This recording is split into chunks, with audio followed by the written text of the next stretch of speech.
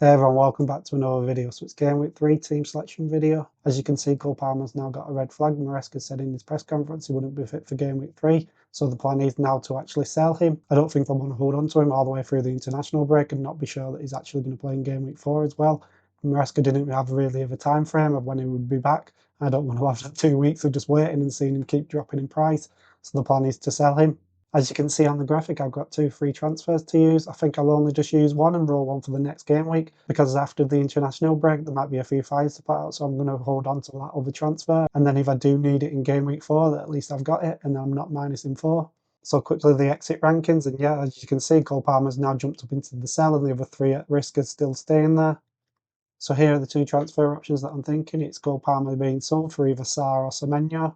And here is the comparison. So expected goal involvements this season, Semenyo's just ahead with 0.75 instead of 0.59. The goals and assist stats from the Premier League last season, Semenyo got 18 goals and assists and Sarr got 15 goals and assists. The expected goals for Bournemouth in the next game is 1.2, Crystal Palace is 1.05. So Bournemouth have got a bit of a better chance to actually score a goal, even though they're away against Tottenham. And then the previous fixtures for these players against these sides. So Semenyo's played Tottenham 4 times, he's not got any goals or assists. And then that's completely the opposite for Sarr. He's played them 7 times, Aston Villa, and he's got 7 goals and 3 assists. So one's still not scored or got an assist against the side, and the other one keeps scoring and getting assists against the side. And then we've got the fixtures for the next 10 games for both of the sides. And as you can see for game week 3, Aston Villa does seem to be a harder fixture on paper than Tottenham away. But the 2 fixtures just after that, Sunderland and West Ham, they seem to be a lot easier for Crystal Palace. And then in game week 6, it's back to being Bournemouth, having the easier fixture. When I was looking at the fixtures to compare both of the players to help me decide which ones I actually want, I do think that Crystal Palace have got the easier fixtures. Yes, they've got Aston Villa, Liverpool and Arsenal, which is really hard games, but Bournemouth have got Man City and Aston Villa as well, but they've also got Tottenham, Newcastle and Nottingham Forest in that run. So that's 5 hard fixtures for them. But when you look at the Crystal Palace fixtures, they've got 3 really hard games on paper, really. And then the other fixtures in green, I do think they're easily winnable games where Sarr could actually get goals and assists. And Crystal Palace are on a 13-game unbeaten run, so I do think they're more consistent. Glasner has made them a really top side and a really consistent side, so I do think Sarr could be a better pick than Semenyo. And there's also the fact that Cliver will be coming back into the Bournemouth side. If it's not this game week after the international break, I think he will be starting all the time. And when Cliver's back, he'll be probably taking all the set pieces. And what does that do to Semenyo? Does he go out wide a bit more so he won't get as many chances? And I think in game week 4, if Fernandes doesn't do anything in this game week, I will be selling him, so I could potentially get Semenyo in game week 4 and I won't be missing out on him.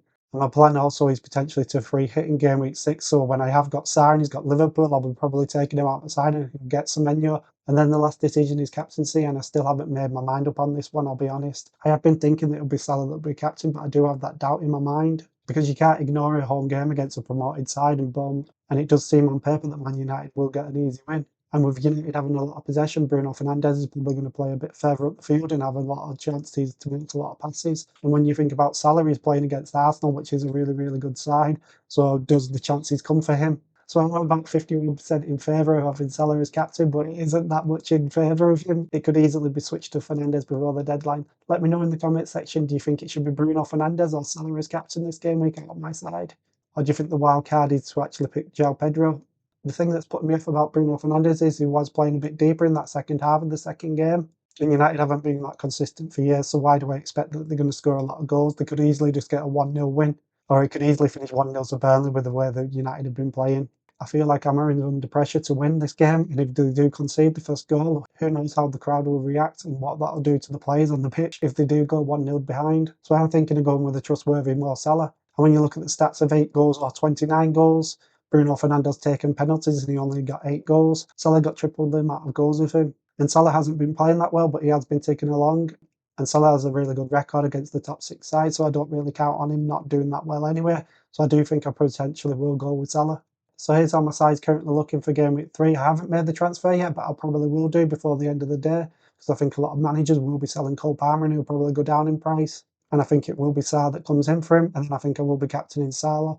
And with Cole Palmer out injured, I have put Anderson as number 1 on my bench, because I think if Chelsea don't do that well, I could potentially have him come off the bench like I had Pedro last game week. I don't expect Fulham to keep a clean sheet, but if they do, I'll get points if he comes off the bench. But I do expect him to get DEFCON points, so it'll be probably potentially 3 points. So there we have it for my game week 3 side. Let me know in the comment section, do you think I'm getting these wrong? Do Do you think I should go with Semenyo? Do you think I should go with Bruno Fernandes as captain, or do you think I should go with João Pedro? And lastly, before I do finish this video, I just wanted to talk about the potential plans that I do have in the future. So if I do buy Sarr, I do think I'll be free hitting in game week 6. And if I am going to do that, I'm thinking I might load up on Crystal Palace. So next game week, when Nottingham Forest are away against Arsenal, I do think I'll sell Williams and actually get a Crystal Palace defender. I've not made my mind up on what defender, it's Lacrosse and get the DEFCON points, so do I go with Munoz and the attacking data? But I am keeping my eye on Ekitike, and it all depends on what happens with Isaac in the next few days of the transfer window. If he goes to Liverpool, then I probably won't go for Ekitike. And if Aston Villa don't do that well in game week 3, Ekitike could come in for Watkins. And there's also a chance that I sell Rodgers as well, and I could get Gakpo. It all depends on the Isaac again. So there is a chance that I make 3 transfers and -4 next game week. We'll get 2 Crystal Palace players and a Liverpool player. And in game week 6, when Crystal Palace play Liverpool and 5 of my players potentially will be playing each other, I'll be then free hitting. I could potentially get rid of all of them. I've not locked into that idea. I'm happy to go into game week 6 with Sarr on my side and not free hit. But if I make 2 or 3 of them in transfers in game week 4, I will be locking myself into a free hit game week 6 side. But there's a lot of time and a lot of things that might happen that might change my mind on that. We've got game week 3, and some of these players might make me think that I don't really want to actually sell them. For example, the Aston Villa players, if they do well in game week 3, I probably won't want to sell them because they've got some good fixtures coming up. And then we've got the transfer deadline on Monday, and if Isaac goes to Liverpool, that might change my plans with the Liverpool players that I want to buy. And then we've got a 2-week international break before game week 4, so who knows what my side will look like by then. I might have some other fires to put out, some injuries, some suspensions, who knows. Some players might not actually be locked into actually starting all the time. So yeah, these are all the penciled in plans. These could all be rubbed out and I might actually not do any of them. But I just wanted to show you what I was thinking before we go on a break, but we'll see in a couple of weeks what I'm thinking then. So lastly, before I finish this video, I just want to thank everybody that subscribed to my channel. I got over 200 subscribers this week. I'm aiming to get 250 subscribers before game week 4 deadline. So if you are watching this and you haven't subscribed, hit subscribe. If you've liked this video, hit like. I've done 4 videos this week for game week 3, so if you haven't watched them, go and watch them now. And lastly, hit the like button. My aim is to get 30 likes on this video. If you've got any transfer, captain or benching dilemmas before deadline, get in the comment section and let me know, and I'll try and get back to you before the deadline, and I'll try and help you out. Anyway, signing off, and I'll see you on the next one. Goodbye.